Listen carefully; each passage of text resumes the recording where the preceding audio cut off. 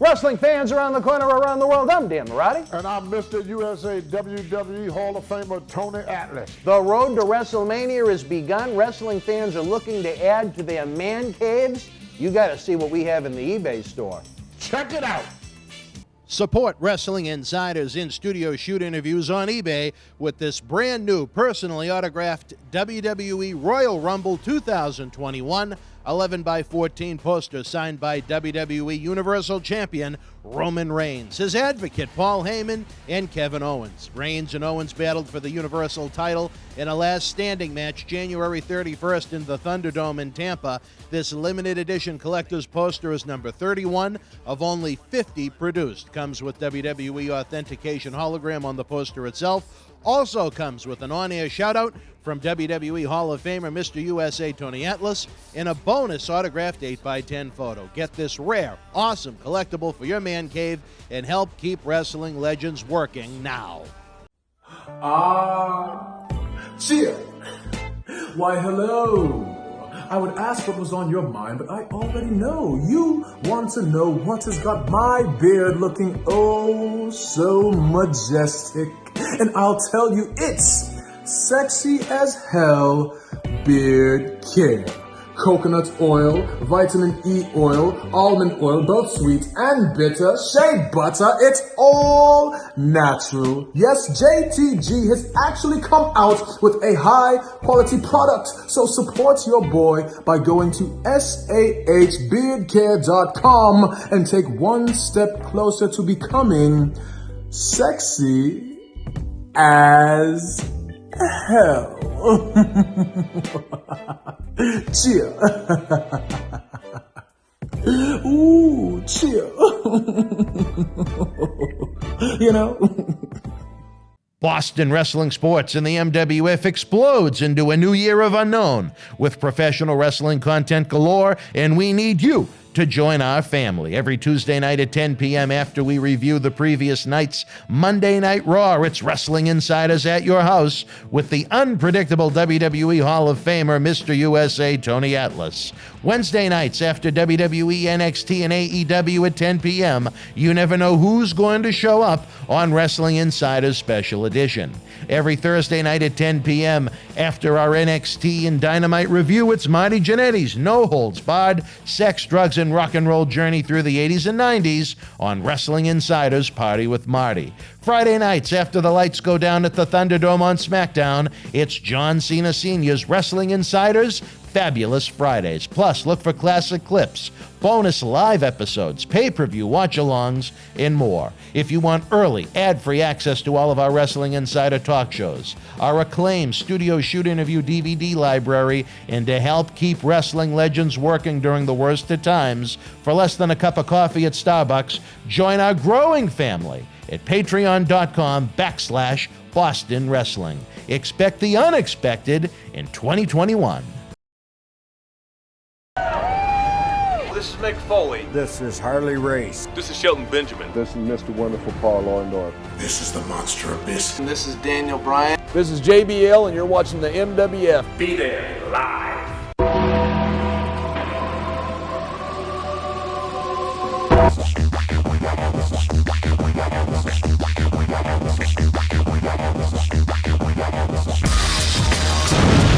Wrestling fans around the corner, around the world, where we didn't have a full week to review this week as we made our journey home from Tampa, we are bringing you a bonus edition of Men on a Mission Oscars Wrestling Insiders podcast, where Oscar and I will review WrestleMania 37 late night, then returning with a regular episode this Monday night at 7 p.m. before Raw at its regular time slot, where we discuss all of the WWE talent releases this week. If you missed this past week's Wrestling Insiders brand new Party with Marty Thursday night at 10, and John Cena Sr.'s Fabulous Fridays after SmackDown last night, have no fear, they are available in the YouTube archives. We were production machines at WrestleHouse in Tampa. We presented you a series of supersized marathons where a lot of new fans checked us out for the first time, and veteran fans of Boston wrestling sports caught up on some older episodes. Things were up in the air in certain regards before we even left for Florida, with everything happening with Tony. And I have about as many answers for that now as I did then. I was lucky enough to return to some new interns here at the studio who are searching high and low in the video archives, as there is some original Tony content pre-coronavirus, I believe, that has not been used yet. If you missed the news, I actually saw Tony in person in Tampa when we dropped Demolition Smash off at his hotel last Thursday. It was, I have to say, disappointing, but I wouldn't exactly call it negative.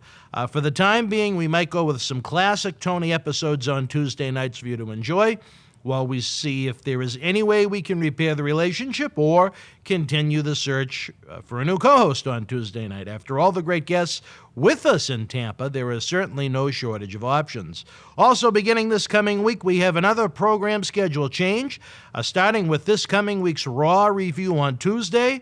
Our Raw, NXT, AEW, and Smackdown review programs will all start at 7 p.m., so they all start at the same time. Makes no sense to premiere these shows in the middle of other companies' first-run wrestling programs.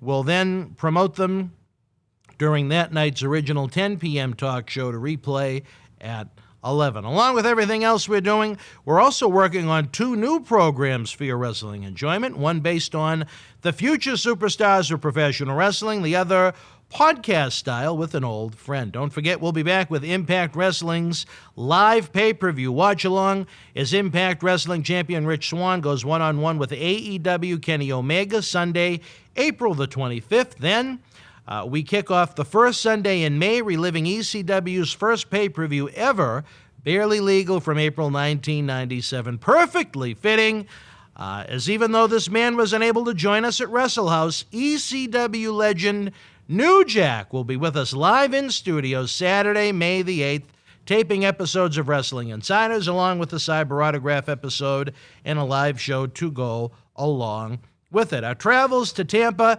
really hurt the YouTube numbers so far this month, so please, folks, if you could, hit that thumbs up button. Subscribe to the YouTube channel for free. If you click the little notification bell, it updates you on our premieres. Share our links across Facebook, Twitter, Reddit, Facebook wrestling groups, wrestling websites. Let's get new eyeballs on all of our hard work. As noted, the nightlife is hurting due to Corona, but the Boston Wrestling eBay store is open 24/7. You can check out the link to our eBay store in the description box below. And don't be a fan. Don't be a friend. Join the Boston Wrestling MWF family over on Patreon, where you get the early ad-free access to Wrestling Insiders, our acclaimed studio shoot interview DVD library that has been seen by millions online and millions around the world on The Howard Stern Show, Patreon exclusive videos and news, perks, plus the knowledge that you, yes you, are helping keep wrestling legends working over at patreon.com/Boston Wrestling. With that said, here's the man that almost blew the roof off of Madison Square Garden at WrestleMania 10, Men on a Mission's Oscar. What is the name of this fine program once again? Monday Night Mission with Marty and Oscar. Monday Night Mission with Oscar and Marty, I think, is the better way. I don't know. You're the star of the show, not me. But it was... Monday Night Mission, Oscar and Marty. Monday Night Mission, Oscar and Marty. Even though it is late night Saturday night, you guys get a bonus episode. We didn't have a week in review this week because we didn't have much of a week to review, where we had such limited content this week trying to get back from Tampa, Florida. And what you might call, instead of WrestleMania, Wetamania. And I'm not talking about how the women get around Davis Breeze. It certainly was a wet down at WrestleMania in Tampa. Oh, was it bad? Was it raining? The first night was really bad. The second night, so-so. Oh, my. That sucks. You enjoyed it from the comfort of Oscar Estates in northern Chicago. Yeah, I enjoyed it from Northwest Indiana. I would have been so pissed if I was down there and those are the circumstances. Because you get down there and you're stuck. You can't do much. Limited options, but I'm happy that Baby Marty had the time of his life. He told Linda that it was 2 of the greatest nights of his life, so he certainly enjoyed his first WrestleMania experience. Someone that didn't enjoy their WrestleMania experience all that much, Oscar, would have been one of your peers in the WWF, Virgil, who was ejected from WrestleMania. What happened? Well, Virgil thought it would be a great way to make money to walk the concourse at WrestleMania doing the photo ops on people's cell phones for $10. And it worked out well for a little while until security realized what was going on, and then Virgil got the boot. Oh, wow. That's terrible. Well, I don't know. It's a first. I had never seen that before inside of a WrestleMania. A former superstar trying to hustle photo ops around a popcorn stand. When you say he was, okay. When you say he was on the concourse, he was in the WrestleMania building. Yes, he was in Raymond James Stadium when everybody was ejected from the field because of the threat of the rain and the thunder and the lightning. He was approaching fans, standing around getting a popcorn or a T-shirt or just impatiently waiting, trying to hustle a photo ops on their cell phone.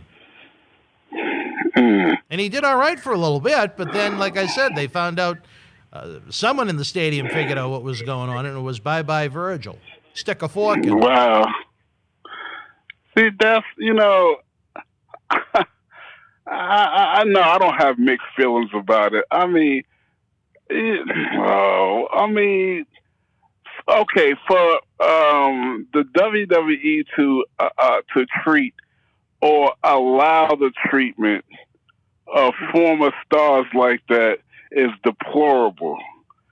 Virgil paid his dues, did his time. He's not he's a peculiar individual. We can all agree on that.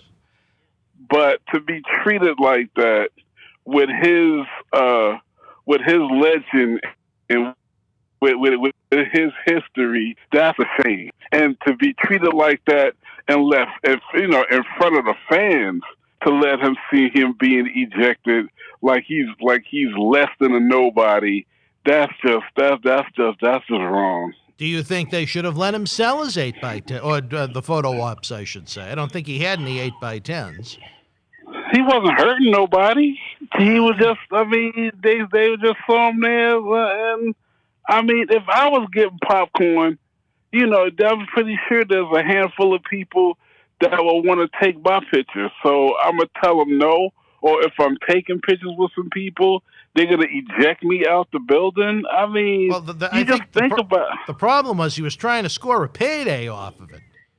Our friend JTG of Crime Time was also in attendance, and he had no problem greeting the fans. But Virgil was looking for the payday from these fans and soliciting. He was approaching them, as you know how Virgil can be, may we say, a forward individual at times.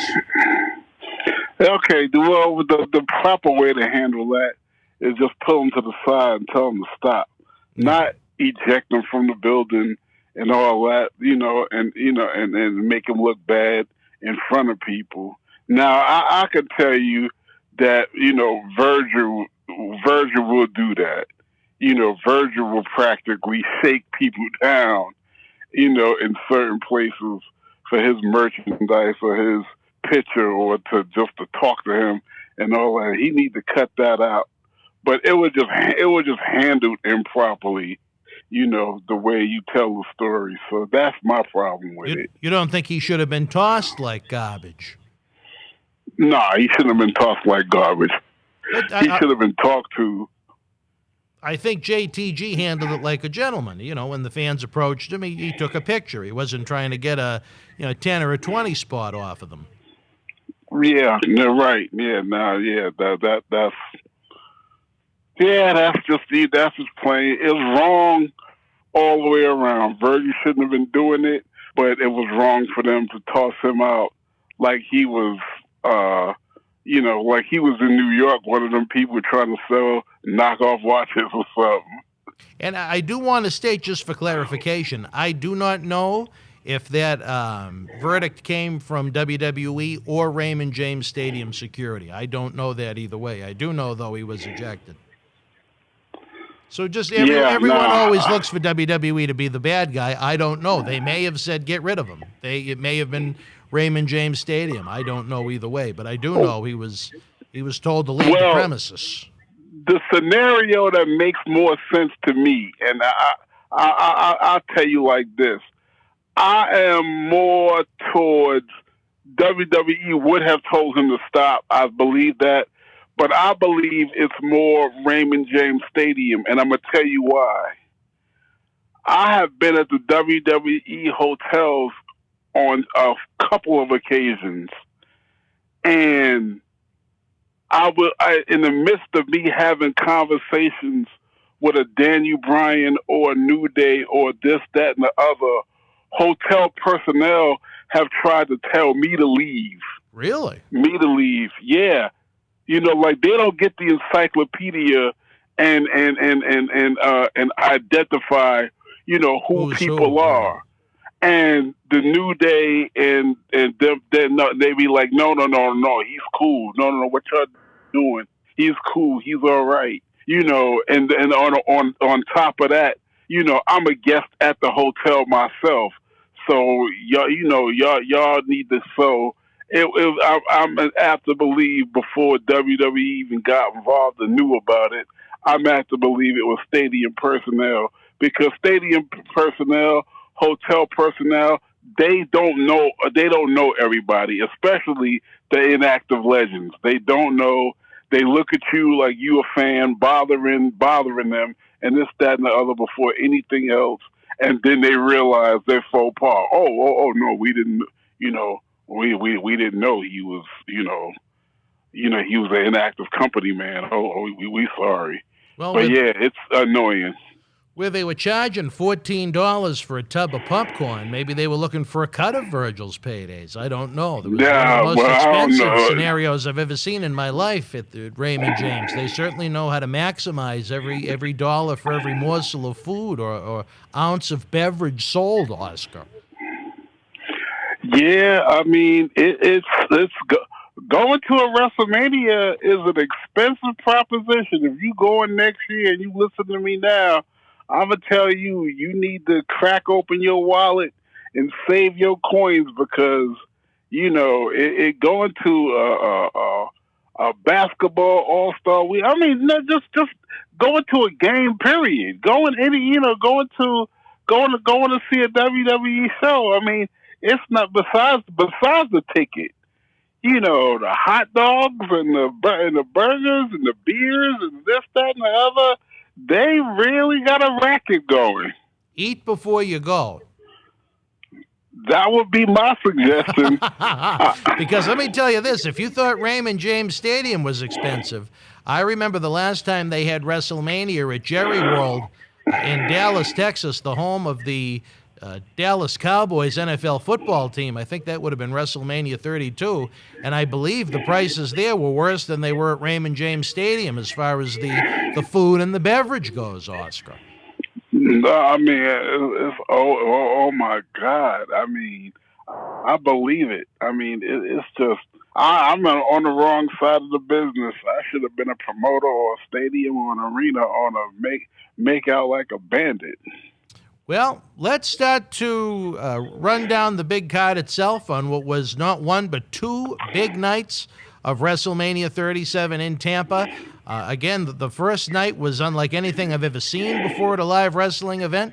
Several rain delays. In between one of the rain delays, all of the chairs on the floor started to blow over, Oscar. That's the power of the wind that was going on in Tampa. Oh, that would have had made it just a rotten bad experience. I mean, you know, for some reason the weather seems to have held up for 30 some odd WrestleManias, ain't counting, 37 WrestleManias. I mean, you see a WrestleMania from top to bottom and the show is just going like clockwork. This time it was like, I've never seen nothing like it. But I mean, it's not like it can't happen. And as we see, it could. And that just takes away from the experience.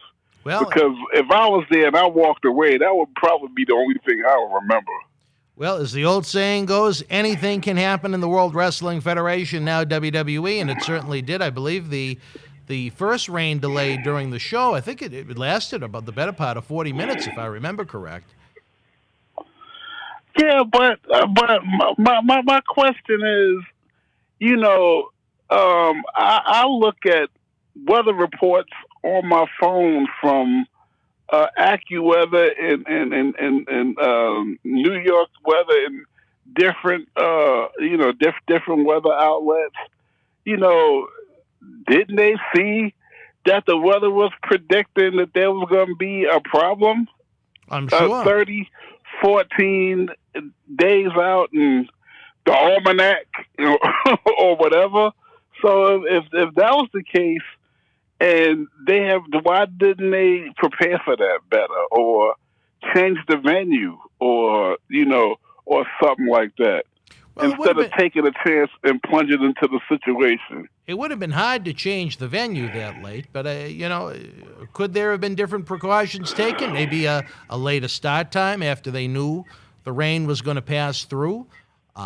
That's something certainly I think would have been feasible, where they own their own network, and the pay-per-view providers are now basically at their mercy, where they have such few events now to even showcase on pay-per-view, with the advent of streaming across all fronts of sports and entertainment. So maybe you had the right idea, Oscar. Maybe they should have aimed for a 9 p.m. start. Maybe the doors open at 7:30, or something along those lines. Or they could have prepared for the rain in some kind of way, some kind of tarp over the ring, or over I'd have to, blurting out ideas.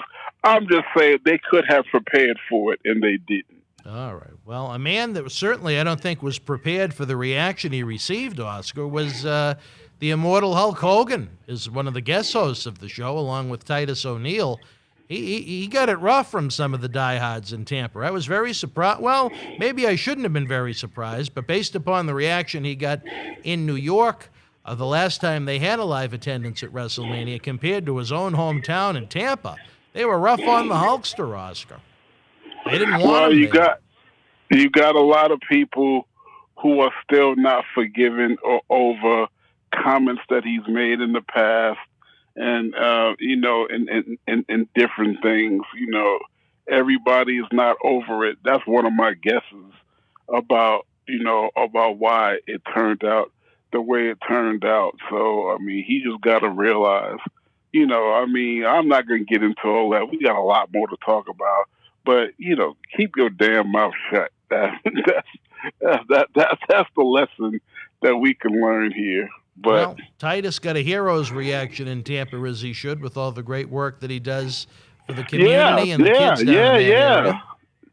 That's more important. That's going to be his wrestling career is not going to be his legacy. His work outside of the community, which I hope to ramp up the things that I do to mirror exactly the kind of things he does, because I'm really, really, really interested and passionate about that kind of work, especially with young people and troubled youth and being a mentor and all of the kind of stuff like that.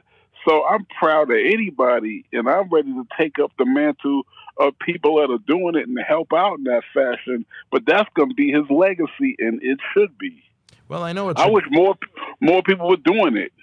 I know it's a great passion of yours out in your part of the country, and hopefully we can expand upon that as life reopens a little bit more and more with the virus. We certainly don't want to go that way. But what an opening contest, and maybe I without a doubt would call it the match of the night, and somewhat, you hate to call it an upset, but WWE Champion Bobby Lashley retained the title over Drew McIntyre. I thought where last year WWE did a tremendous job building Drew up to almost squash Brock Lesnar, only to win the championship in an empty warehouse. If it was me, I wouldn't have had Drew McIntyre lose until there were fans physically present again. So WWE could gauge if they had a top star, if they could gauge they had someone revolve, one of the top 3 or 4 faces of the company in 2021 around, but they had him lose the title not once but twice before WrestleMania. In my mind, I envision them having go over Bobby Lashley so he would win it in front of those fans and have that WrestleMania moment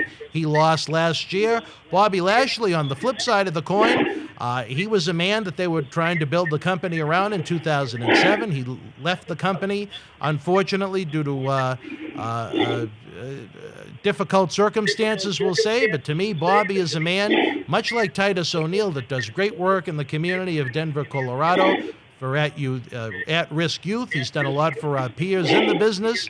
I was thrilled to see Bobby Lashley retain the championship in an excellent match over Drew McIntyre. But see, here's the thing. Yeah, Drew McIntyre is somebody that they were able to build around and work around. But at the same time, and on the same level, you know, Bobby Lashley is a bona fide superstar. Yes. I mean, they built him up that way. I mean, he's got the look of a superstar. He comes out with them fabulous suits.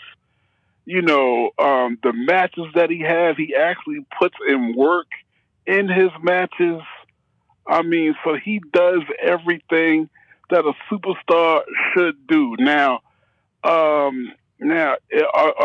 they going to keep him as champion? That remains to be seen, because if his history teaches any of us that are in the know about the business, if they keep sicking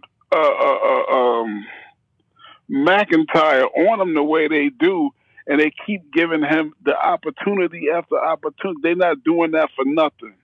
Eventually, McIntyre is more than likely going to wind up getting that strap back, because if he wasn't, they would move Lashley on to a Braun Strowman or somebody else. That's the way I see it, and I firmly believe what I'm saying, because he's not going to keep getting these opportunities to not get the belt back. It's redundant, but it's redundant for a reason. They have a reason for doing everything. If I've known anything about Vince over the 20-some-odd years I've known him, that much I know. He does everything. And I mean, the things that don't make sense to us wind up making sense, and you be like, oh, that's why he did it. Whether at the end of the day you agree with it or not, you at least see the method behind the madness. Well, to me, the money match, Oscar, is Lashley and Brock Lesnar. That is one that I would go out of my way to see in virtually any arena in the country. God, that's definitely. the match. That's the money match. Yeah. That's if they do that, they need to keep the strap on Lashley, and that would be a WrestleMania worthy match for WrestleMania 2021. If they want to put another 100,000 people at AT&T Stadium in Dallas, Texas, that would be a great way to start. That would be a great way to start. But you know what, though? Here's one disappointing thing that I've seen them do. They will make that match, but they'll run it at a fast lane or you know, a Royal Rumble would be good to have that. A SummerSlam match for that would make sense. But I would rather them draw it out and let Lashley keep the strap. I would rather see that match at the next WrestleMania. Well, if they took the time to pace themselves, have a little bit of patience, you know, there are a lot of challenges on Raw Lashley could defend against. You know, I'm sure we're going to see more of McIntyre. You have Strowman, you have Randy Orton, you have The Fiend. There's a lot of top guys on Raw that Lashley could go through between now and next year if they pace it and they have a little bit of patience. Yeah, but all those names you mentioned, they are all other pay-per-view worthy, exactly. You know, other pay-per-view worthy matches. But to lead up to what you said, Lashley and Brock Lesnar, that would be a classic. Well, we can only hope we get there. In a match, second one of the night, Oscar, that was far from a classic, Tamina and Natalya won a gauntlet match to earn a WWE Women's Tag Team title shot the next night. I was beyond insulted even watching it. I thought it was dog shit. You had no Rey Mysterio on the show. You had no former world champion Dolph Ziggler on the show. Shelton Benjamin, Cedric Alexander, Ricochet, Mustafa Ali, Chad Gable, Bo Dallas, who wound up being released this week, a guy like Andrade that should have been groomed for main events that was released not too long ago. But instead, you have 2 nights of women's tag team wrestling in a company that virtually has no women's tag teams to begin with, trying to push their PC agenda of we love women, we're here for the women, and so on, when they don't even take the time to build up a women's tag team division. Of anyone on the roster, do you think any fan really wanted to see 2 nights of Tamina and Natalya, no matter what you may think of them personally? Well, I'm with you, and you just let out a bunch of names. WrestleMania left out a lot of people who were deserving to go in a situation. I mean, you got you have to excuse me. I'm on medication to make me forget sometimes. All right. Well, I have to talk to David Reese about that. You got the 2 women that have the belt now, and they're powerhouses. The tag teams that exist right now. It's realistic for them to win the belt. I mean, so well, as for much them, as for them to keep it, as even much, though as much as even though they can't wrestle their way out of a paper bag. Now, right. Let me put it in there. Well, it'd be one thing if they decided to have this gauntlet match on TV to determine who the contender would be to face them at WrestleMania, but to have 2 nights of women's tag team wrestling when they have no true women's tag teams in the company, it's insulting to the fans more than anything, and no one wanted to see it. There were about as many people that got up during that match as there were that got up during the rain delay. No one wanted to see it. It was garbage. And it's nothing against Natalya. She's a fine talent. She's a fine human being with the great work she does. Tamina is the daughter of the late Jimmy Snuka, who was a friend. But overall, it was just poorly produced, and no one wanted to see it at WrestleMania. When you have someone like Rey Mysterio, a former world champion who's closer to the end of his career than the beginning, you keep him off WrestleMania for that dog shit? No. Well, we want to assume they kept them off WrestleMania, but you gotta look was he on it? No, not that I know of. No, he wasn't. He was on Smackdown Friday night instead. Well, all decisions ain't good decisions because he's definitely a WrestleMania type talent, but in the right situation.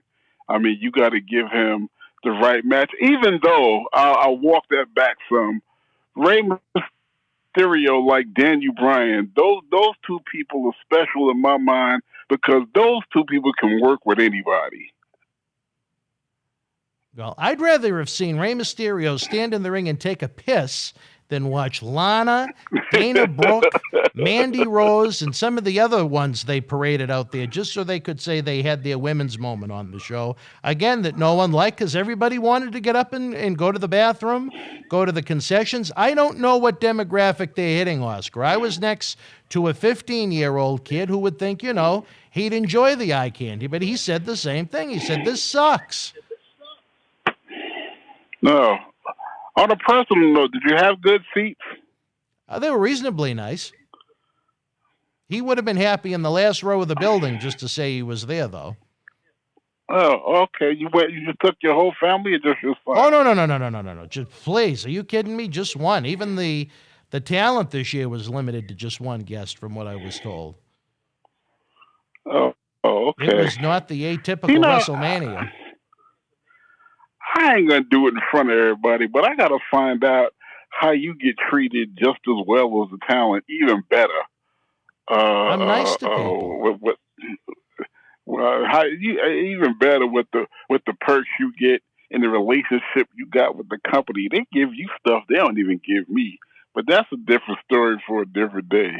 Well, they realize you're much more skilled in life than I am, so they feel bad for me. I just told you they do more for you than they do for me. That's why they feel bad for me. They know you have many more life skills than I do to find success in life.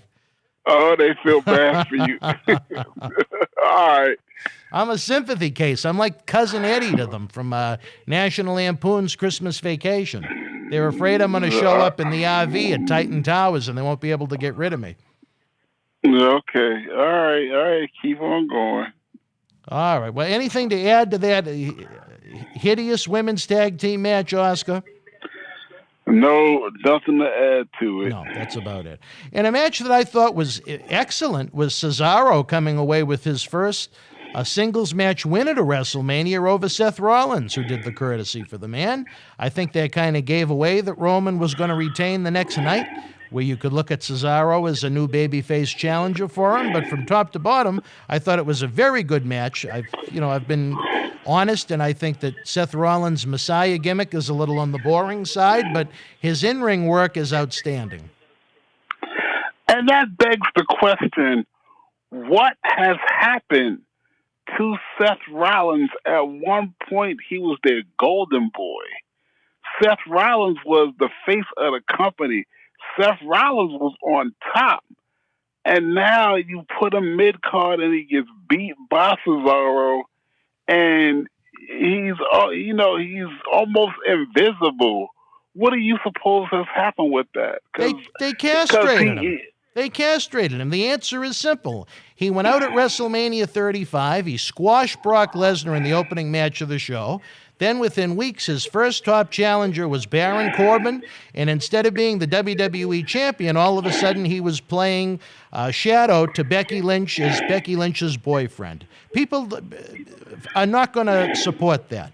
So they castrated him. Then they put him in a feud with The Fiend, and they made him look weak against The Fiend. So their only alternative at that point was to turn him into one of the most boring, forced, uninteresting gimmicks I've ever seen, is the Monday Night Messiah. And it's been, ever since the bell rang at WrestleMania 35, it's been downhill for poor Seth Rollins, who, again, he blocked us on Twitter for some of the, remarks that were made about not him as a human being, but his character, and the character sucks. Yeah. Because, like I said, Seth Rollins was like the next Shawn Michaels for a while. I mean, that boy couldn't work, and he was Shawn Michaels-esque with the way he wrestled, with the stunts he did, and and all of the. I mean, let me tell you how important this guy was. I don't know if you were at this dinner, the legacy dinner that we attend. Yes. I don't know if it was the night you was there. No, it wasn't the night. It wasn't the night you was there. It was the year before. Shawn Michaels broke his ankle overseas. Mm-hmm. When the minute Shawn Michaels broke his ankle overseas, he was so important that Triple H grabbed everybody that was in his entourage, and they rushed out. I don't know whether they rushed out to go back to Titan Tower or whether they rushed out to get on a plane to go overseas to go see what was going on. But that's how important he was to the company at that particular time. Wow. Now, ask me if I think they would do that if he broke his ankle. I think we both know the answer to that. Well, yeah. Yeah, it was a good match nonetheless, though. Maybe things are going to be a little brighter for Cesaro coming up than Seth Rollins. Up next on the show, we had the Raw Tag Team titles on the line. AJ Styles and the debuting almost won the titles from the New Day. I thought it was well executed. I thought AJ did the brunt of the work, which was for the best, and then almost came in to destroy the New Day en route to seeing new tag team champions and the big monsters' first match in WWE. How do you rate his performance? I thought it was executed excellently because it was very limited. I think if he was out there for the duration of the match, I think he would have been exposed as far as how limited he is. I think having AJ do most of the work, then tagging him in for a couple of big spots, I think it worked perfectly. I'll say this, though. I think the man that the New Day needed to guide them to the ring is the man I'm talking to on the phone right now. I think you would rock with New Day at a WrestleMania. Well, I mean, I have made it no secret, and I have told them that to their face, that New Day was nothing but a men on a mission copy. I mean, they don't rap, but take that out of the equation, and that's what New Day definitely is. I'm not mad about it. I'm excited about it and honored by it. So I agree with you saying 100%. I think whatever stadium you're talking about will go wild if you wrap them to the ring at a WrestleMania. Yeah, no, that would be cool. But let me tell you how I really feel about that. I was talking to my son earlier. And I was telling them, I just had when I have my birthday coming up, I'm going to be 58 years old. Now, I don't mind writing raps and being in the studio, doing stuff and all that. But at 58 years old and 200 pounds overweight, seeing me out there trying to get on stage rapping, it's just not the best look that I just can't imagine for anybody, to be honest with you, including me. I mean, I think that's a young man's game, especially from the performance aspect. I mean, you've seen me do it at this particular juncture in my life at House of Blues with Bruce Pritchard and Conrad. And all that, and I can still do it. It's not a matter of whether I can or can't, but it just don't seem like the game for me at this particular juncture in my life. I think it's for younger people, much younger people, to be on stage performing. Well, they sent Hogan out, and he's pushing 70. Yeah, but Hogan ain't out there trying to rap. Hogan's out there being Hogan. And I still think you got one big one. Difference. I think you've got one big one left in you, but that's just me. Well, I appreciate that. I mean, if one big one came along and the payday was justified, I could do it, and I probably would do it. I just don't feel right doing it. I'll put it like this. I wouldn't buy a ticket to see me, and I wouldn't turn the TV on to see me. That's my opinion. All right. Well, looks like big days are ahead for Omos in WWE. Can WWE take this 7-foot monster and develop him into a top-tier main event player as time goes on? We'll have to wait and see. Pacing and patience, as I always like to note, is key in this business. A few WrestleManias from now, will we look back at WrestleMania 37 and say, that was the launching pad for Omos? I don't know. What I do know was that Shane McMahon put himself in peril out on a damp night in Tampa when he took on Braun Strowman in a losing effort inside that 15-foot-high steel cage, Oscar. I don't know why Shane McMahon, even though he is a skilled performer, he takes a lot of chances, which I don't know why he does, but I do not understand, instead of him just getting a role in management and trying to really have one and trying to have ownership in the company, with his sister and with Triple H, because I just believe that when it comes down to the operations of running a wrestling organization. I believe Triple H has knowledge that circles around Shane. That's just my opinion. But at least he should have a seat at the table instead of risking his limbs and life every time every time a WrestleMania come around. Well, I have to say, I thought it was very creative in the way that it looked like Shane O'Mac was escaping the cage. Instead of Braun Strowman trying to climb over and pull him back in, he actually ripped a piece of the cage off and pulled him through it. I thought that was very, very, very creative. I don't remember that happening in a cage match before. Yeah, no, I mean, those are really memorable, cage match, the things that happen. But I just go back to what I said. I do not know why Shane McMahon is in any match. And when I look at it, no matter how creative it is, that's what's going through my mind. Why are you there? You should be in the back. Maybe it's time for Shane O'Mac to hang him up. It's been time, and I'm not saying because he can't. I'm saying because there's no reason for him to do it. All right, fair enough. What did you think of the cage match itself? Do you think that Shane and Braun had a good outing? Shane had the help of Elias and Jackson Riker there to try and take out Strowman before he even got in there to do battle. I thought that set the stage well to make it a little more of an even playing field, so to speak, where Strowman is so much bigger than Shane. No, it was a good match, and Strowman is one of those people. Strowman is one of those people that, for his size, he can work it. He doesn't do things that a big man cannot do. His matches are built on power more than speed.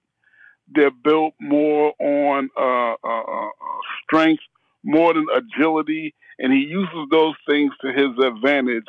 And Shane balanced it out by just the opposite, by agility and and creativeness. I mean, it was a creative match. Don't get me wrong. I mean, it was good. But when I'm looking at I go back to what I said.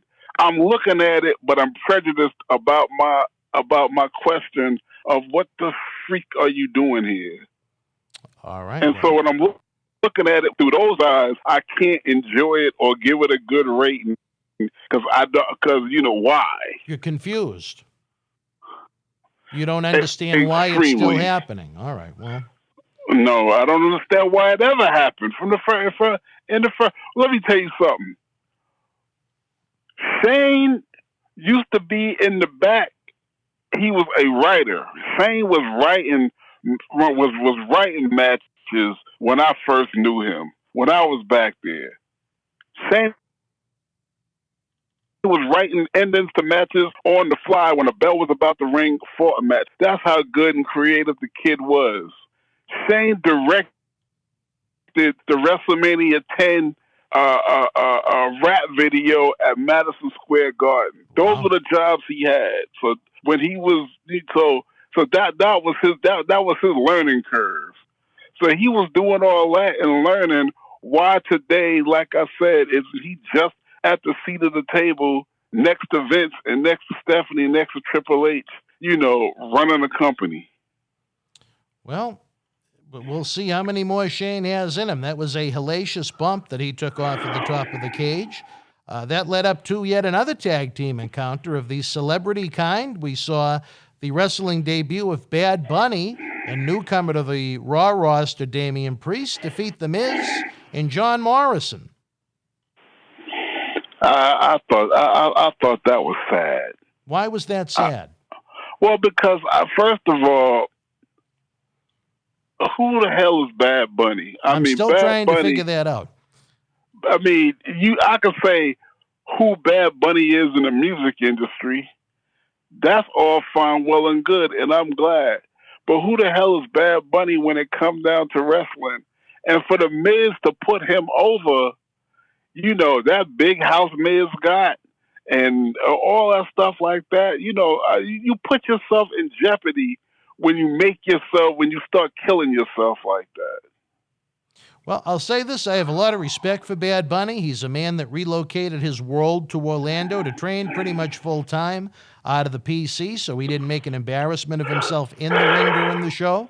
I think he was covered well with Damian Priest by having a true longtime veteran of the sport in there with him, so he wasn't in there for long durations of times. But what I found most interesting, Oscar, was I thought Bad Bunny had a tremendous entrance with that big truck. I don't know if you saw that with his theme song playing. No, I didn't see it, but the way you describe it, see that is, it was WrestleMania quality for the entrance, to say the least. Yeah, I mean, and I've heard it said on several times that that's what WrestleMania is all about. WrestleMania is not even all about, the way it's the history of it. And it's not even all about the matches per se. The entrances make a WrestleMania grand. The pomp and circumstance. The pomp and circumstance. I mean, you take Undertaker, who has had some of the most iconic WrestleMania entrances of all time. It gives you goosebumps down your spine when you hear that boom, because he finna come out and rock the house. And so yeah, the way you describe it, because I didn't see it. If Bad Bunny lent some pageantry to it, he gave the fans a part of WrestleMania that's been missing. And then in what they called the main event for night one of WrestleMania, certainly did not come off that way as far as execution or fan reaction went, as a lot of the crowd got up and went home. Bianca Belair won the SmackDown Women's Championship from Sasha Banks. I was embarrassed to be there because you knew the finish before the bell even rang, as Bianca Belair started to cry in the middle of the ring. You know what? If you want to be a professional wrestler, save that shit for the back and be a professional wrestler when it comes for game time. Did you ever see The Undertaker cry, or Austin cry, or Brett cry, or Hogan cry, or Randy cry, or anyone that was put in that position to cry before their match because they were so emotional? That's bullshit to me. And the match itself was sloppy on top of it. I give them an A for effort. They went out there and worked their asses off. Sasha, I think a lot of, where she was with us before in Boston Wrestling, MWF, before she went on to greener pastures in WWE. But I just, what they said, give divas a chance. They've given them a chance. Not one business metric has gone up as a result of it. And again, you know what? When the bell rings and you see a large portion of your audience get up and go home, what more do you need to know about what they thought of Bianca Belair and Sasha Banks going on last? Well, first of all, if you're going to do that match should have been first. Exactly. I agree with you 110%. Instead of putting Bobby and Drew in that position. Right. That's the match you want to send people home with. That's what they remember. The last thing is pretty much what people remember. That cancels out any greatness that you have had the whole night.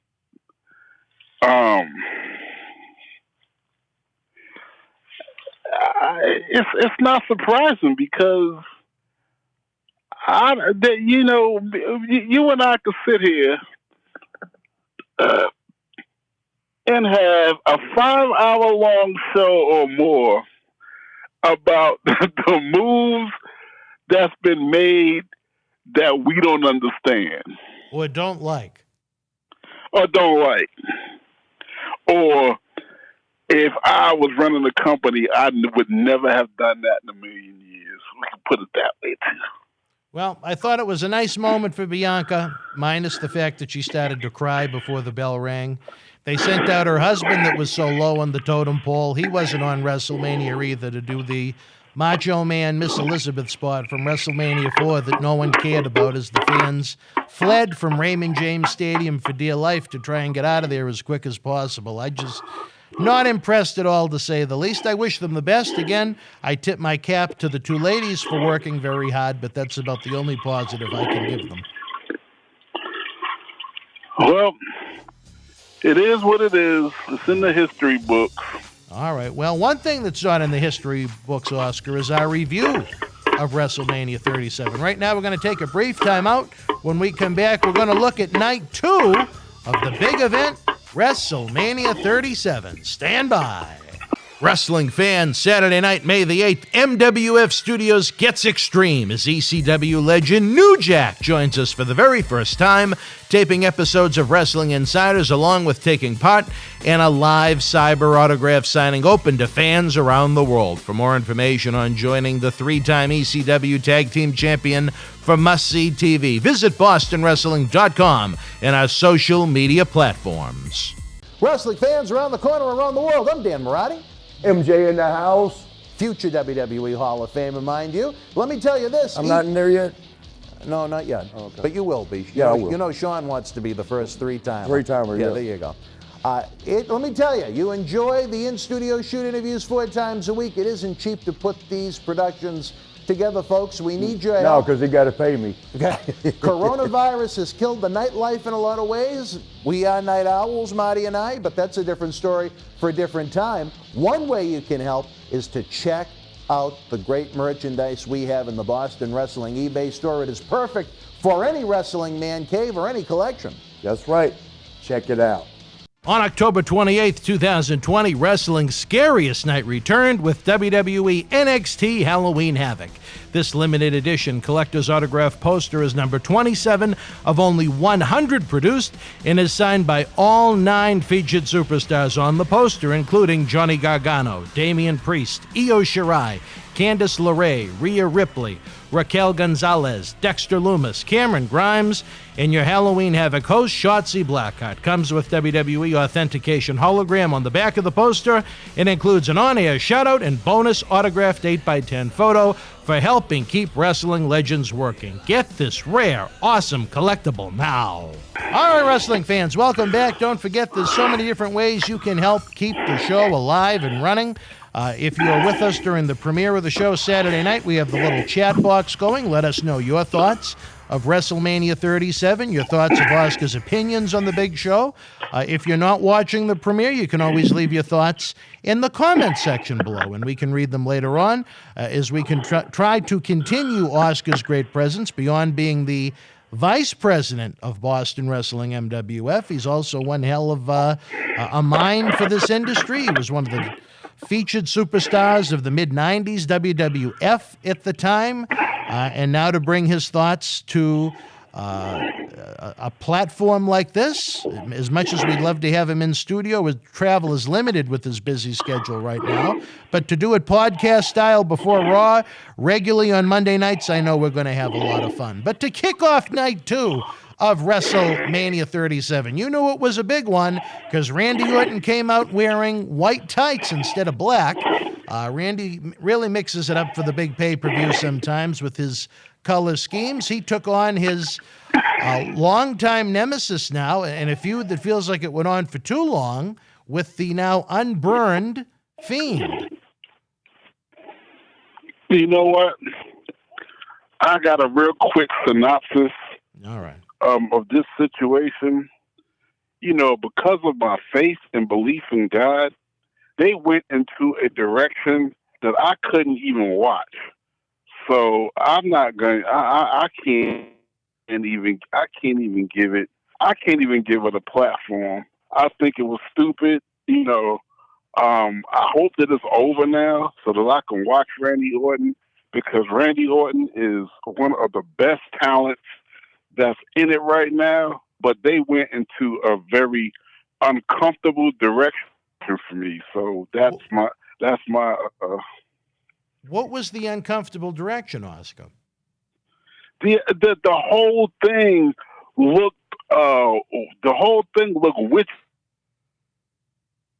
witchery line satanic, and I couldn't get with it. Well, if nothing else, it was poorly done satanic, because they lost me as far as that goes. I think the unfortunate is you have 2 great talents like Bray Wyatt and Randy Orton, and it almost turned into the Alexa Bliss show for the past 3 months, with her having black ooze pouring out of her head and her on swing sets, and now she has her own little puppet that talks. It was atrocious. Again, I try and be open-minded. I try and look at it from different points of view. I try and look at it from them trying to appeal to different demographics. But again, I sat with a 15-year-old kid who was extremely disappointed to a grudge match that had been built up since December. Well, she was bad before. She was bad then, and she's bad now.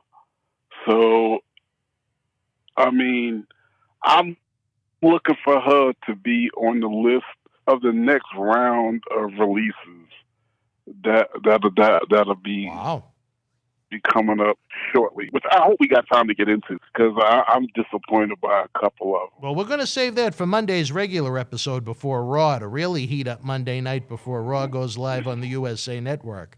I think they're in love with Alexa right now. I would be shocked if they released her, but you know what? Stranger things have happened. Maybe you're the one that's right, and I'm going to be the one with pie on the face, so to speak.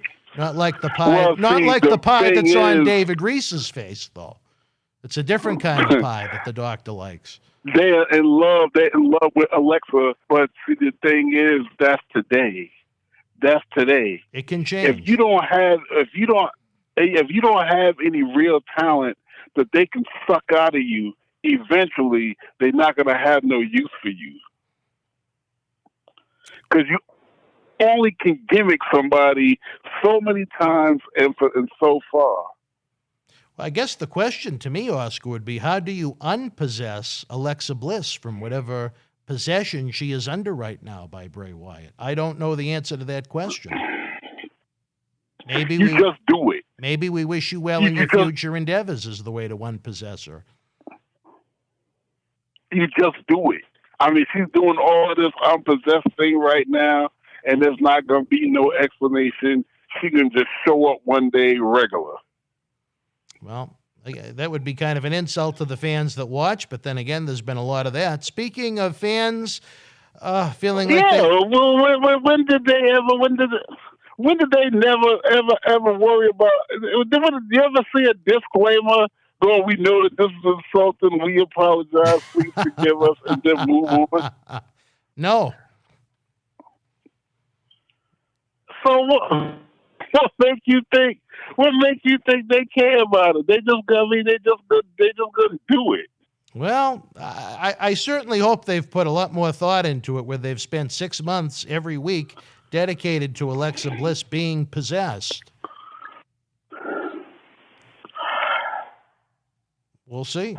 I don't know if you remember this, but I'm gonna show you. I'm gonna show you an example. You had Bray Wyatt, and he had his boys with him at that time. Luke Harper and the other guy, right? Eric Rowan. Eric Rowan. And there was a night where they got Daniel Bryan into the fold. Daniel Bryan was standing with them with coveralls.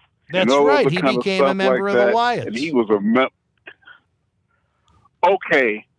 What happened with that? Because 1 week, maybe 2 weeks ago, that whole thing just disappeared. You're right. They just gave up on that like it was nothing. Exactly. That is my point. Go ahead. Granted, they did not give it 6 months worth of TV time, but you're right. For a couple of weeks, Bryan was a member of the Wyatts, and then they just kind of forgot that it ever happened.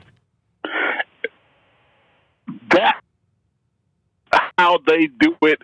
And that's what's going to happen with Alexa Bliss and all this nonsense. It's not working. We don't got to explain a damn thing to y'all.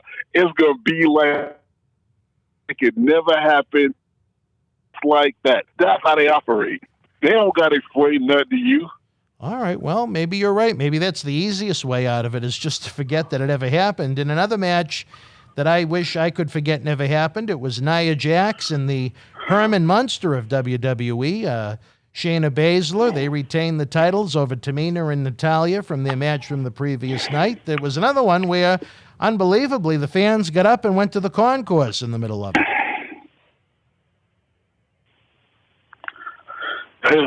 You have said it time and again, and I have never disagreed. I mean, the women's division of this company is not the most exciting. No. It's not the most exciting. Now there is more excitement on. What do you think of the women's division over in NXT? I think they got a lot more energy. I think there's a lot more energy and a lot more interest in the NXT women's division right now. So, I mean, even though that happens, and you and I are going to have a big disagreement with this, we'll wait till we get up to it, and then we'll disagree. But I can't blame or curse the fans. Well, for getting up, going to get popcorn at this time because it was popcorn time. It was popcorn time. That's what they That's when it should have started raining. They were chasing Virgil down instead of wanting to watch the tag team title match. I'm teasing about that part of it. Yeah. There was nothing that was any good about the match. And you know what? Again, I'm not trying to put these four people down as human beings. That has nothing to do with it. I'm talking about the presentation of the wrestling match sucked. Well, speaking of Virgil, back to that, did you see him? I did see him. Oh, okay. All right. And as I said to the little one, I said, do not make eye contact or he'll never go away. Yeah. Oh, I was going to ask you, did you get you a $10 autograph? No, certainly no. Certainly not. There was no pictures or I don't know if he had photos. I know he was just doing photo ops with people's cell phones for $10. I don't know if he had pictures. I didn't see pictures if he had them. Oh, well, I hope he made his ticket money back. Yeah. Well, I don't know. He might have called up and got a free ticket. I highly doubt it, considering how tough they were to come by this year, but who knows? Maybe he did. Third match of the night, it was Kevin Owens defeating his longtime running buddy, going all the way back to the independence in Quebec, Sami Zayn, who had social media star Logan Paul in his corner. Owens with the big victory. Then Kevin almost turned into Steve Austin on Halloween. He started giving everybody stunners, and that was that. The match was well received by some. Wasn't my cup of tea, but what did you think of Kevin Owens' WrestleMania victory? Well, I think Kevin Owens has tremendous talent.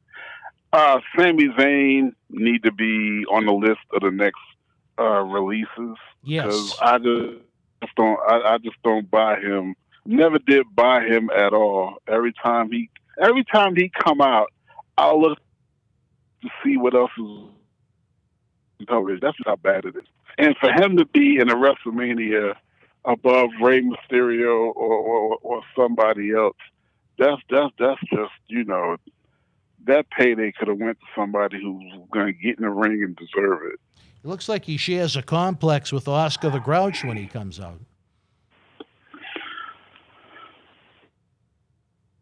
I don't know. I don't know. I'm not impressed. There's nothing. I think his gimmick is bad. The gimmick sucks. It's one of those where it's not heat. I want to see the babyface kick his ass. It's heat that I want to change the channel and I never want to see this again. Right. And that's pretty much that. What did you think of Logan Paul's involvement, Oscar? Were you familiar with Logan?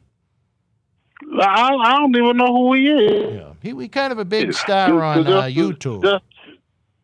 Just to be frank with you, I mean, a big star on YouTube. Like I said, see, this is what gets on my nerve. I go back to Rey Mysterio. You got people in the back that didn't get a WrestleMania payday, and instead it goes to people like a Logan Paul. That's going, I don't know. Like I said, fairness is I guess fairness is underrated because, it just wasn't right. And it's like Dreamy Mimi would say, when it come down to WrestleMania, they just threw this one together. It's not like other WrestleManias where a lot of thought goes into it, a lot of caring goes into it. Maybe it was the pandemic. it could be potentially. that, You could be right. we're gonna have a Right. WrestleMania. We're gonna have a WrestleMania for the sake of having a WrestleMania, but we're not gonna make it as grand, or we're not gonna put as much thought in what we giving the fans like we normally give them. Because a WrestleMania, every match on the card virtually is a match people want to see. And that was lacking this year. People buy tickets because there's at least one or two matches that they are spending money and buying tickets to see, but enjoying everything. Yeah, I agree with you. Their feet, almost everything that happens. But that just wasn't the case this year. No. But I'll say this, Oscar. I'm gonna have a sign. I'm gonna have a sign to say, "Bring WrestleMania back." You want a real WrestleMania? The real WrestleMania. The real Exactly WrestleMania. what I was getting ready to say. Bring the real WrestleMania. Well, hopefully we'll be saying, well, bring us the real Cauliflower Alley Club in September from the beautiful, your favorite casino in Las Vegas, the Gold Coast Casino, this September 2021. That remains to be seen. I know you've booked the 2 suites. You're so excited about it. I'm gonna tell you the truth. If I even go this year, I'm not having it. I'm staying someplace else. No Gold Coast for Oscar. Nah, I've had enough. I'll be at the Gold Coast during the day for the festivities. I'll come for the bologna lunch. I'll come for the dried chicken.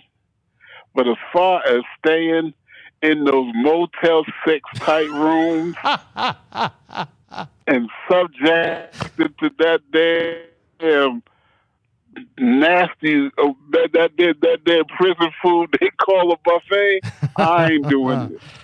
Well, I know that David Reese has spoken to executives at the Palms Casino across the street, and he's been invited to rent out the Playboy Club upstairs. So we'll have to wait and see what happens with that.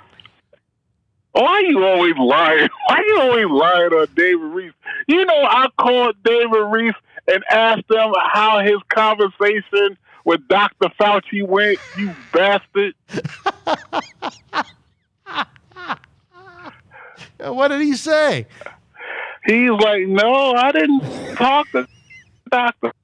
Fauci. I said, that son of a... Damn. I really believe this. And then I almost believe what you said about him at the pros. Stop talking about that man. Well, he makes life fun for us as the president of Boston Wrestling MWF. Speaking of fun, I'll call it a little bit of a surprise. Sheamus won the United States Championship from Riddle on the show. Sheamus getting a little bit long in the tooth. He has some well-documented neck issues, but as far as Riddle goes, bell to bell, I think Riddle is outstanding. The problem with the Riddle presentation to me is all of his promos make him out to be like he's semi-challenged in the brain. They're not fun. They're not funny. I have no interest in his scooter. I have no interest in his hat. I have no interest in his sandals. And I have no interest in the pathetic promos that he cuts after his matches that I guess are an attempt at humor. Bell to bell, he's one of the best athletes they have on the roster.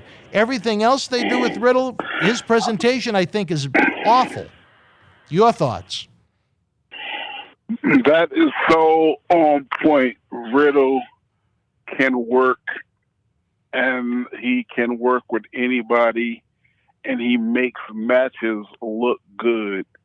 But the question is, as a talent, what do you do with him? Because, see, this is, and I say this in seminars, it is not about your in-ring work. It's about it to a certain extent. And that extent is surprisingly limited. It is about your character. Your character is what gets you over with the fans.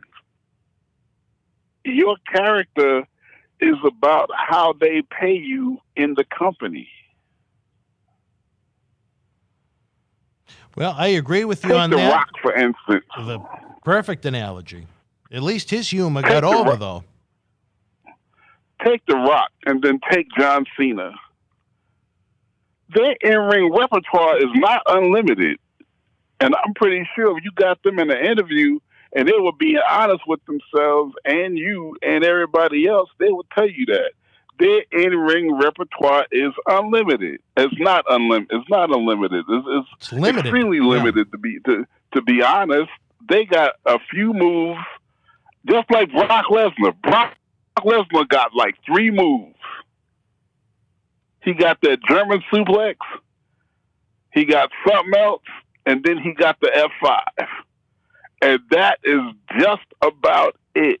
But why does Brock Lesnar get paid $1 million plus per match? He's got that credibility, because baby. He has he's got a character. Yep. He's got a character.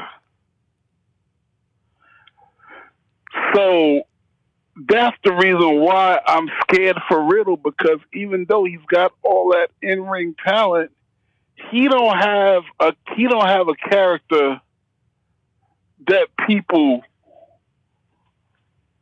that people are dying to see. Exactly. No one's losing any sleep if they don't see Riddle featured on Raw.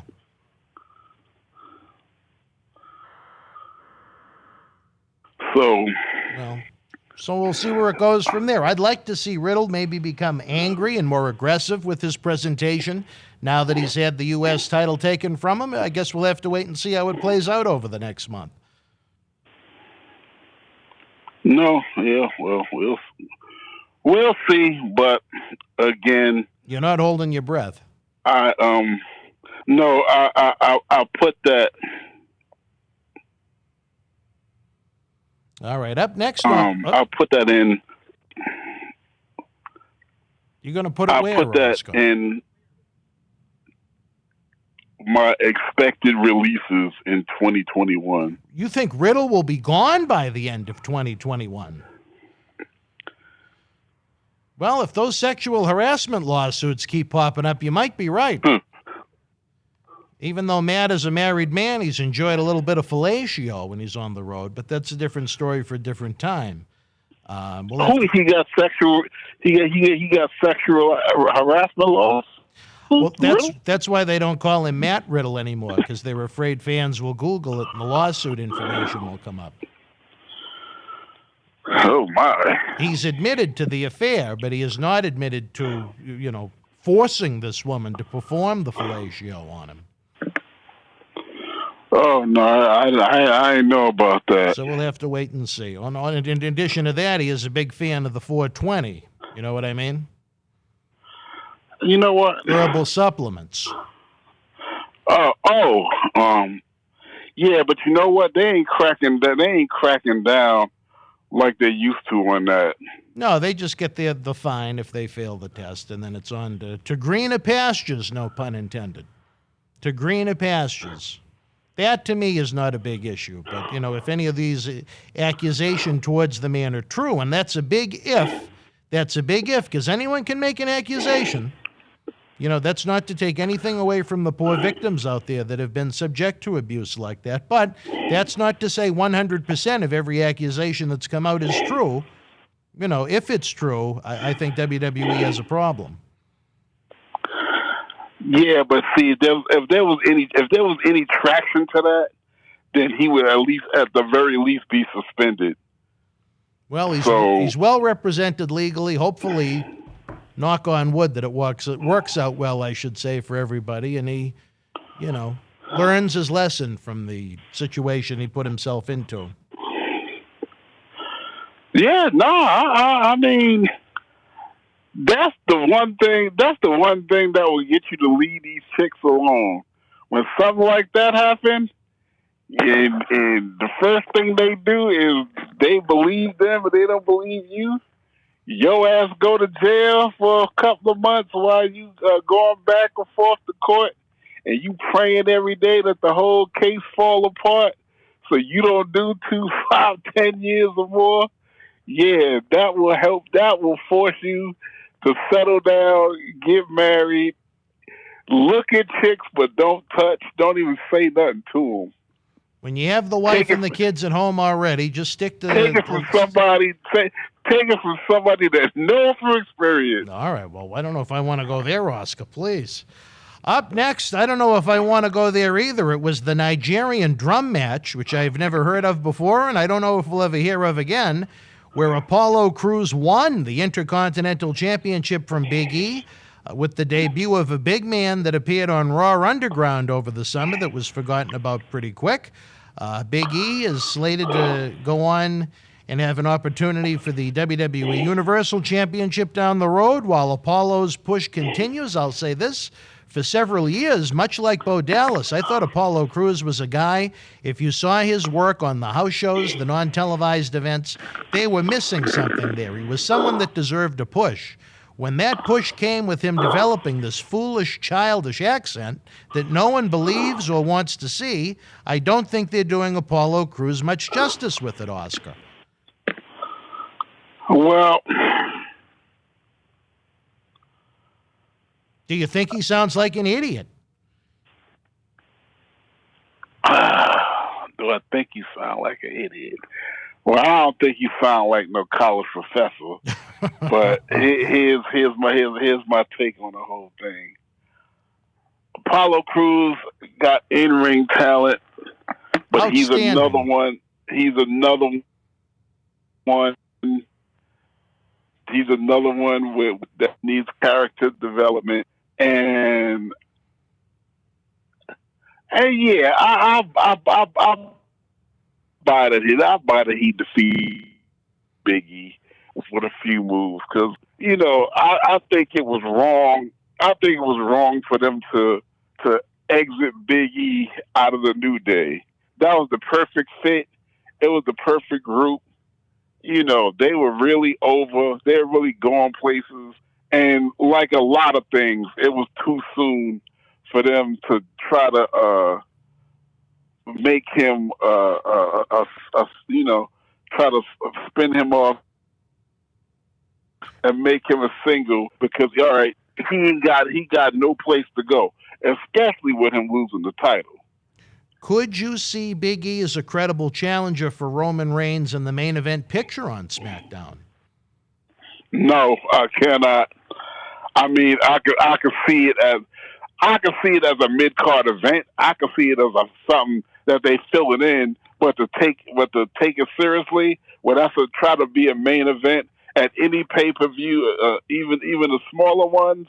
Nah, I wouldn't pay to see that. I agree with you. And as far as Apollo Crews goes, like I said, I think it's great that they're pushing the man. I like his backstory, almost the story of David Reese, where he said he had his grandfather had 5 Nigerian wives. But do you really think that Apollo needed to develop an accent 5 years after he debuted on television?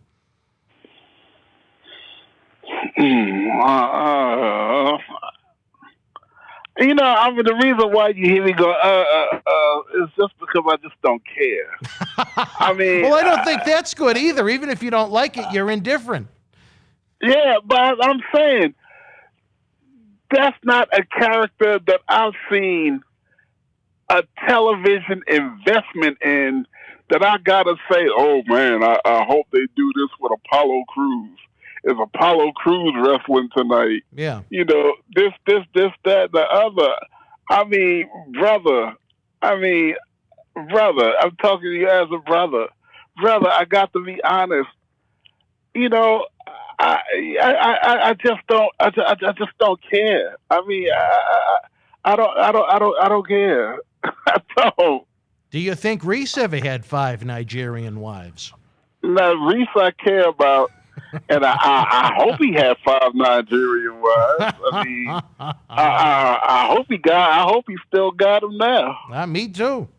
Well, it wasn't much of a match, but I tell you this, the big guy that came out to help Apollo was impressive. The only problem I had with that was no one had any idea who the guy was unless you paid even the slightest bit attention to Raw Underground over the summer. I think maybe something should have been done ahead of time to let you know who exactly he was and that they had an association, as opposed to this giant of a man just running in the ring and attacking Big E during the Nigerian drum match. What does that tell you?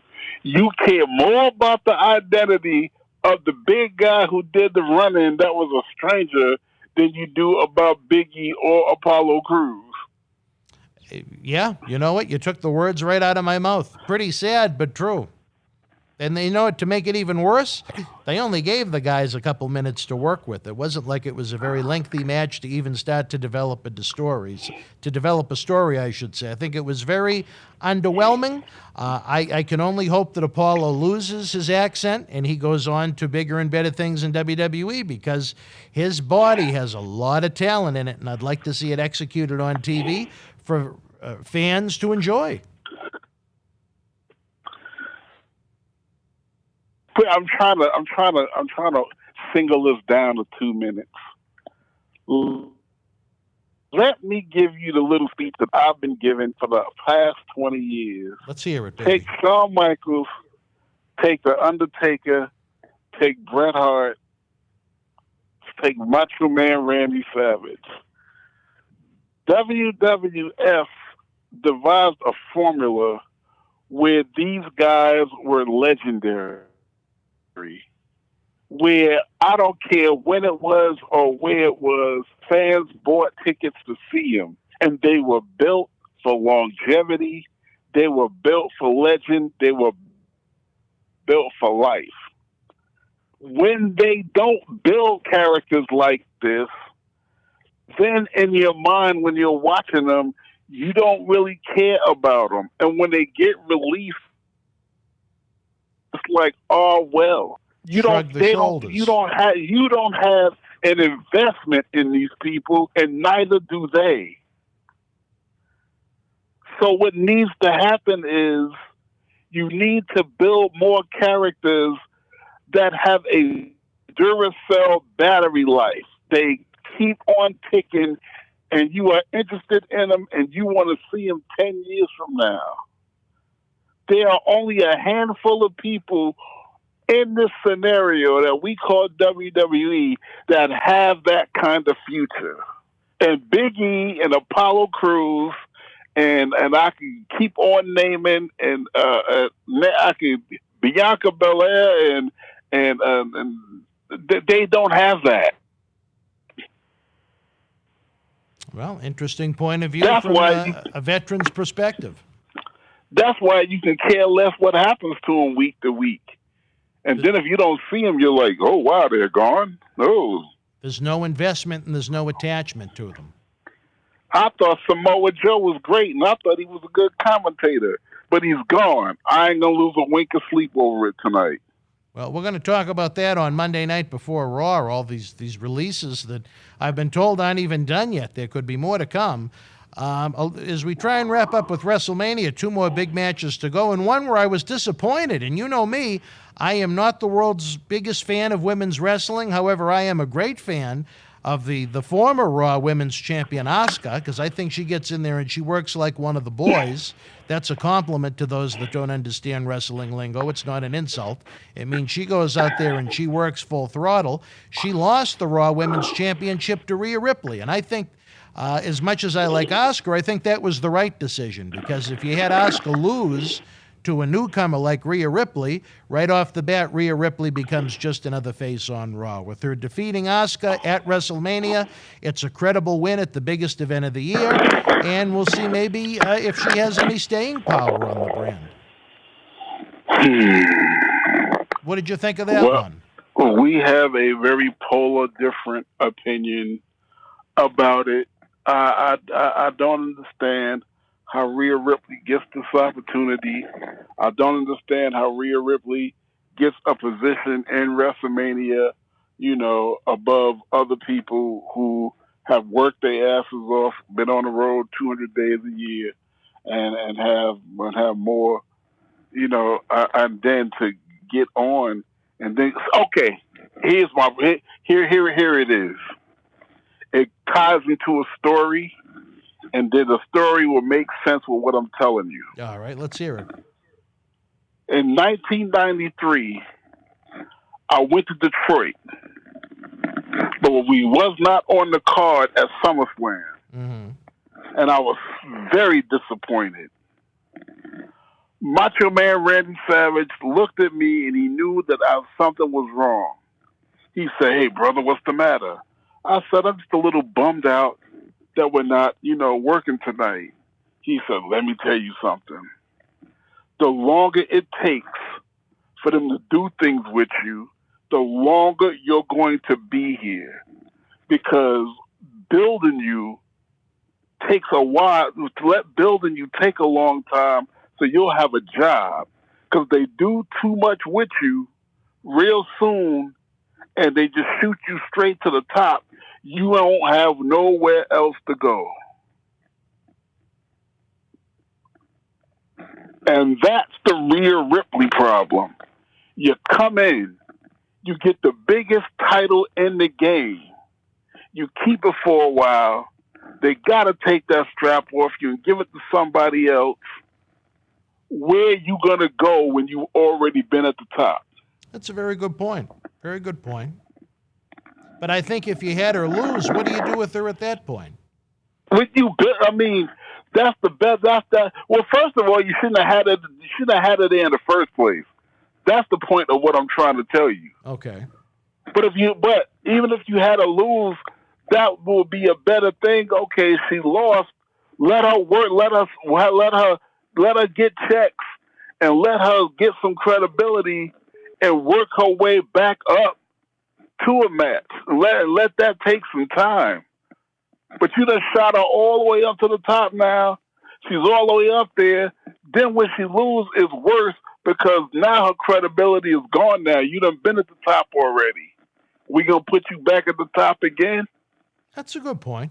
But like I said, I think you're not wrong, but I also agree with my point that if they have her lose right off the bat, she becomes just another nameless face on that show to go along with Lana, Mandy Rose, Dana Brooke, and the rest of the boring women they have. At least Rhea Ripley has kind of a unique look. I think she's very talented in the squared circle. I think at least she was someone for credible.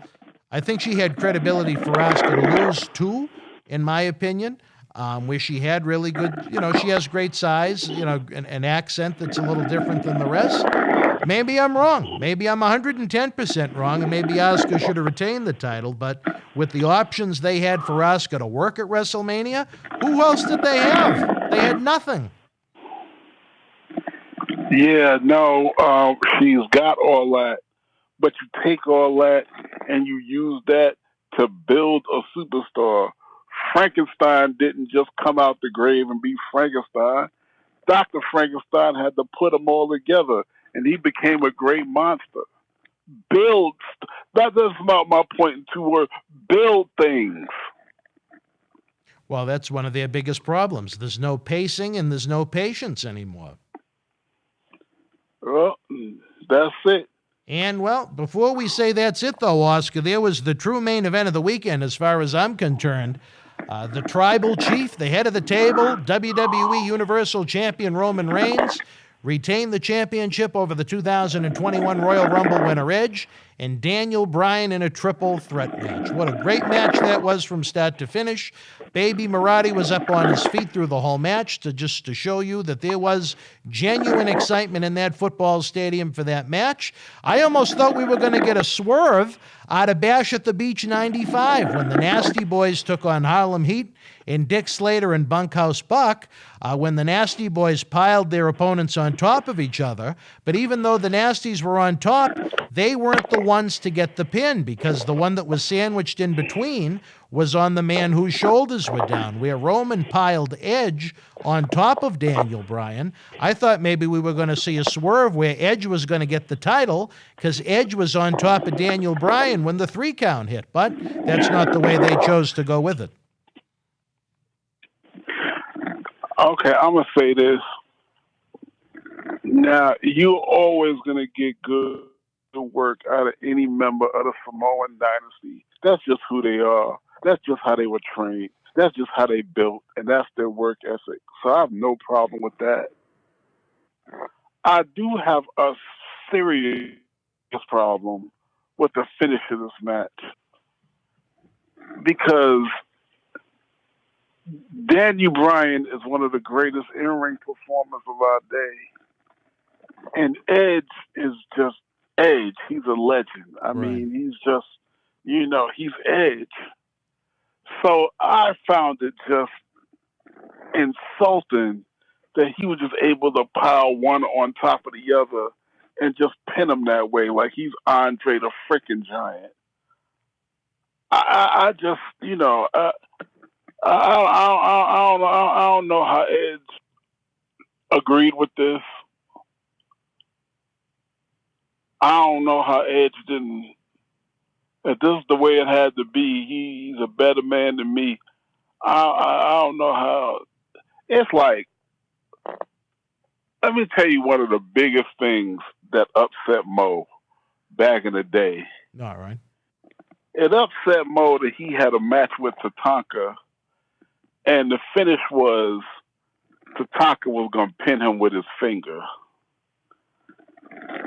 He was very, very, very, very, very pissed off at that because that diminished who he was as a top star in the company.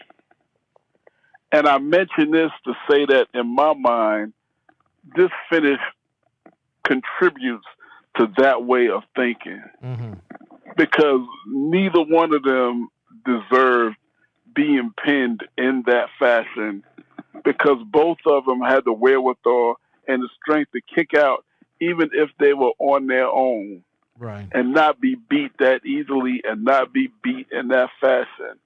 And that just goes to the level of respect that they were given in that particular situation.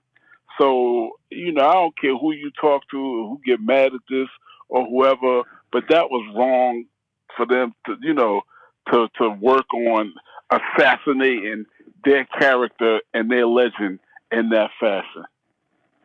Well, both of them. Did you like the match itself other than the finish? No, the match itself was great. I mean, that's my point. You had three guys in there that were legends that put on a spectacular match. Why finish that match in a killing fashion like that? Yeah. Well, you could say they did use the concerto chair shots to their heads, which kind of knocked them unconscious as a saving grace, but I think we'll see more from them. What's going to interest me, Oscar, is where Edge was a Raw superstar when he won the Royal Rumble, yet chose the Smackdown WWE Universal Championship match. Does that mean Edge goes back to Raw where he didn't win it, or do you think that means he's going to be a permanent fixture on SmackDown now?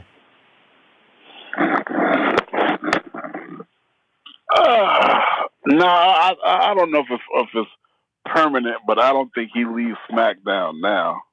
You think he's going to be there for a while? Yeah, in all honesty, eventually he's going to get a one-on-one rematch. And I look forward to that. To be honest, and it's nothing against Daniel Bryan. I like him an awful lot, but I would have rather have seen it be a singles match at WrestleMania. That was going to be my next point. Why they even inserted Daniel Bryan in that situation was a mistake, and it would have been more classic to see Edge go up against Roman Reigns one-on-one. I'm sorry to cut you off, but I agree with you 100%. I think, the triple threat matches and the four-way matches, I think they're overdone. They used to be somewhat of an attraction, and nowadays they're just commonplace. So I think they took away from it instead of added to it by putting Bryan in there. They could have saved that for one of the B pay-per-views on an off month. No, I agree with you. I mean, they're a novelty, but they was a novelty, but now they're not a novelty no more, and that's the reason why you feel the way you feel. Well, because it's everything that's decided shouldn't be in that fashion. All right. Well, I'll say this. Coming out of WrestleMania, I am very happy with the two champions on both respective brands. I think they both have credibility in what they do. It has me interested to see what's going to happen next with WWE Champion Bobby Lashley on Raw and WWE Universal Champion Roman Reigns on SmackDown. As far as the rest of the company goes, leaves a little bit of room to be creative, do something new for a company that has a lot of talents that need a fresh coat of paint. And I'll say this is maybe my final thought about Oscar WrestleMania before I ask you for a rating. Wasn't it odd to have a WrestleMania without John Cena, Triple H, The Undertaker, and Brock Lesnar, all missing? You know what? I'm glad you brought that up. That was the black cloud of WrestleMania for me, that The Undertaker wasn't in it. It made me not even excited. It made me not even excited to watch it. I mean, without WrestleMania and The Undertaker, to me, go together. So when you say WrestleMania and there's no Undertaker, I almost forgot that it came on Sunday. I hate that I feel like that, but yeah, that was the component that was missing for me. The last time there was a WrestleMania that did not have Undertaker, Cena, Lesnar, or Triple H was the one that you almost blew the roof off of Madison Square Garden at, WrestleMania 10. Can you believe that? Oh wow, almost 30 years. That's deep. I mean, that's sad. Yeah, that is that. Like I said, they just threw this one together. That's what Dreamy Mimi would say. All right. Well, unfortunately, Oscar, we're running out of time. Before we go, I want to ask you for a rating for the event. For me, I gave the first night a 6. I gave the second night a 5. And if it wasn't for that outstanding main event, night 2 would have been a lot lower than a 5. What would you, on a scale of 1 to 10, give WrestleMania weekend? First night was a 4, and the second night was a 4 as well. All right. Give them both 4s. We weren't too far off on the second night. Well, we are running out of time on this WrestleMania recap, this special Saturday night edition of Oscar's brand new Wrestling Insider podcast. The good news is, folks, his night is Monday. His night is Monday. What's the name of that show again, Superstar?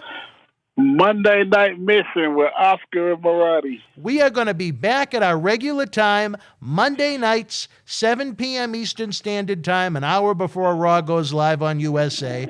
This week, we're going to talk about all of the releases that took place from WWE. They wasted no time in cutting the fat from the roster this week. Usually they wait at least a couple weeks before the releases come. It's going to be a very interesting episode. We're holding off on taping it just in case there are any more, because from what I'm told, we could be seeing some, at least if nothing else, from NXT. So we want to try and include everybody that is involved in it for the pre-Raw, almost like a tailgate party is what we're going to have on Monday night, I guess. Oh, wow. I'm excited about that. All right. I love a good tailgate. Now, there you go, baby. Nothing wrong with a good meal and a cold one. But for my partner in crime, Oscar, the VP of the Millennium Wrestling Federation, the man that guided men on a mission to World Tag Team Championship Gold when those WWF Tag Team titles meant something, I'm Dan Marati. We'll see you Monday night, 7 sharp. Be well. The World Wrestling Federation was live at Deutschlandhalle in Berlin, Germany, Wednesday, April the 17th, 1996. In the opening contest, the Bushwhackers and the Godwins beat WWF Tag Team Champions the Body Donners, the 1-2-3 Kid, and Leif Cassidy. In an arm wrestling match, Ahmed Johnson with the win over Davey Boy Smith via disqualification. Jake the Snake Roberts defeated Isaac Yankem, DDS. Justin Hawk Bradshaw victorious over Savio Vega. Hunter Hearst Helmsley beat Razor Ramon. Bret Hitman Hart with the win over Steve Austin. The Undertaker defeated Owen Hart. And in the main event, WWF World Champion Shawn Michaels retained the title over Diesel. If you were in Deutschlandhalle Live, share your memories in the comment section below. Use the links in the description box to keep Wrestling Legends working in our eBay store and on our acclaimed Patreon streaming service so we can bring you more interactive Superstar shoot interviews to relive the good old days of professional wrestling. Check it out. Boston wrestling sports in the MWF explodes into a new year with professional wrestling content galore and need you to join our family. Every Tuesday night at 10 p.m. after our Monday Night Raw review, it's Wrestling Insiders at your house with WWE Hall of Famer Mr. USA Tony Atlas. Wednesday nights at 10 p.m. after NXT and AEW, join rotating legends on Wrestling Insiders Special Edition. Every Thursday night at 10 p.m. after our NXT and Dynamite review, it's Marty Jannetty's no-holds-barred sex, drugs, and rock and roll journey on Wrestling Insiders Party with Marty. Friday night after Smackdown, don't miss John Cena Sr.'s Wrestling Insiders Fabulous Fridays. Plus, look for classic clips, history videos, bonus live episodes, pay-per-view watch-alongs, and more. For less than a cup of coffee at Starbucks, get early ad-free access to our Wrestling Insider talk shows, our acclaimed studio shoot interview DVD library, and help keep wrestling legends working during the worst of times. Join our growing family at patreon.com/Boston Wrestling. Expect the unexpected in 2021.